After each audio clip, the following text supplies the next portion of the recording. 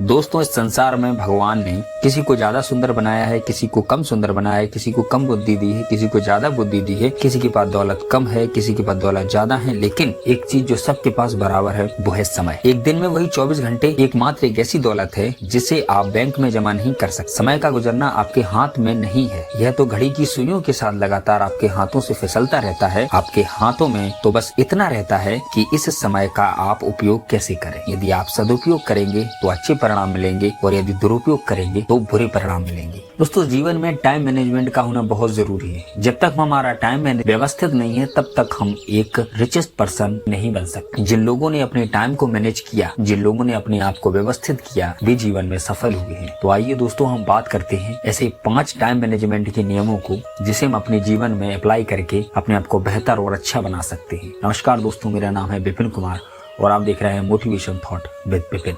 सबसे पहला है स्वयं को व्यवस्थित करें।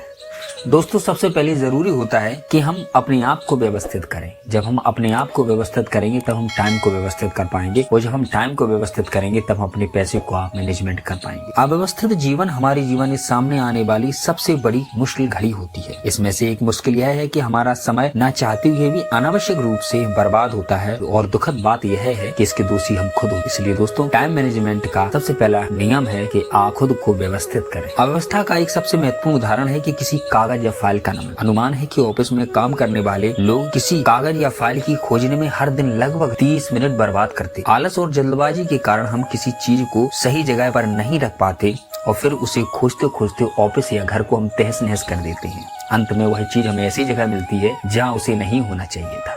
ऐसे दोस्तों कई उदाहरण होते हैं जिसे हम अपने जीवन में व्यवस्थित करके अपने आप को एक अच्छी दिशा और दशा दे सकते हैं। इसलिए सबसे पहला नियम है कि हम खुद को व्यवस्थित करें। दूसरा, सबसे महत्वपूर्ण काम सबसे पहले करें। जो जरूरी है काम उसे हम सबसे पहले करें। लेकिन हम ठीक इसका उल्टा करें। हम सबसे पहले ऐसे कामों को करते हैं जो कोई जरूरी नहीं है हमारे जीवन में, फिर भी हम अपने दिन का आधे से ज्यादा समय ऐसे कामों में व्यर्थ कर देते हैं जो हमारे समय को बर्बाद करने का काम करते हैं। अवसर हमारी दिनचर्या इस तरह की होती है कि हमारे सामने जो काम आ जाता है हम उसे करने लगते। इस वजह से हमारा सारा काम छोटे छोटे कामों में निपटाने में चला जाता है। हमारे महत्वपूर्ण काम सिर्फ इसलिए नहीं हो पाते क्योंकि हम महत्वहीन कामों में उलझे रहते। महत्वाकांक्षी व्यक्ति को इस बारे में सतर्क रहना चाहिए क्योंकि सफलता पाने के लिए यह आवश्यक है कि महत्वपूर्ण काम सबसे पहले किए जाएं। हमेशा याद रखें कि सफलता महत्वहीन कामों से नहीं बल्कि महत्वपूर्ण कामों से मिलती है। इसलिए सर्वप्रथम उन कामों को करें जो बेहद जरूरी है। व्यर्थ के कामों में अपना समय ना गवाएं। तीसरा नियम है दोस्तों, आर्थिक लक्ष्य बनाएं। अगर आपका कोई लक्ष्य नहीं है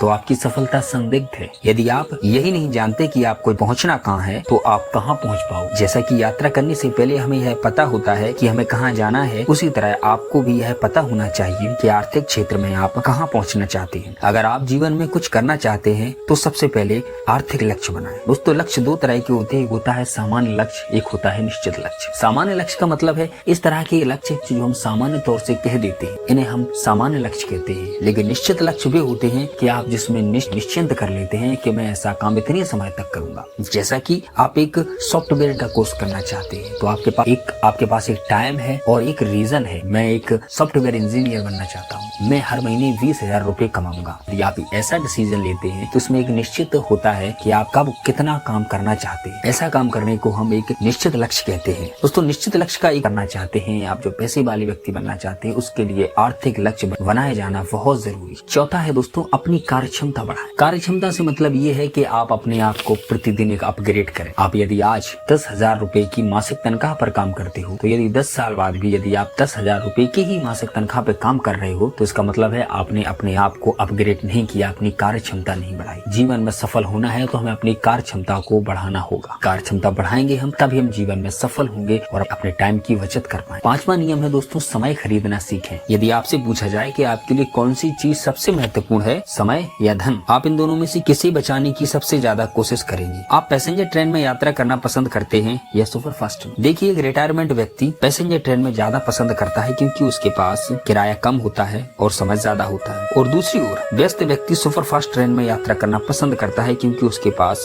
समय की कमी होती है और पैसा बहुत होता है। वे बचे हुए समय का सदुपयोग कर सकते सकते हैं। बेहद व्यस्त लोग हवाई जहाज की यात्रा करते हैं, बल्कि उनका समय उनसे भी ज्यादा कीमती होता है। जिस व्यक्ति का समय जितना कीमती होता है वह उसे बचाने के लिए उतना ही ज्यादा खर्च करता है। यदि आप समय की बजाय पैसे बचाने की कोशिश करते हैं तो इसका मतलब है कि आप अपने समय को ज्यादा महत्व नहीं देते। दूसरी ओर जो लोग समय को ज्यादा महत्वपूर्ण मानते हैं वे समय बचाने की पूरी कोशिश करते हैं। एक तरह से कहा जाए कि वे समय को खरीद लेते हैं, और जो व्यक्ति समय को खरीद लेता है वही जीवन में सफल होता है और एक पूंजीपति व्यक्ति बनता है। दोस्तों, समय खरीदने का सीधा को हम अपने जीवन में अप्लाई करके हम अपने आप को एक अच्छा और बेहतर व्यक्ति बना सकते हैं और टाइम का मैनेजमेंट कर सकते हैं, क्योंकि आज की इस व्यस्त दुनिया में टाइम मैनेजमेंट का होना बहुत जरूरी है। दोस्तों, समय एक ऐसी चीज है जो रेत की तरह हमारे हाथ से फिसलता चला जा रहा है, इसलिए समय का टाइम मैनेजमेंट करें और अपने आप को सफल और बेहतर व्यक्ति बनाएं। तो वीडियो पसंद आए वीडियो को लाइक करें, चैनल को सब्सक्राइब करें। Thank you for watching.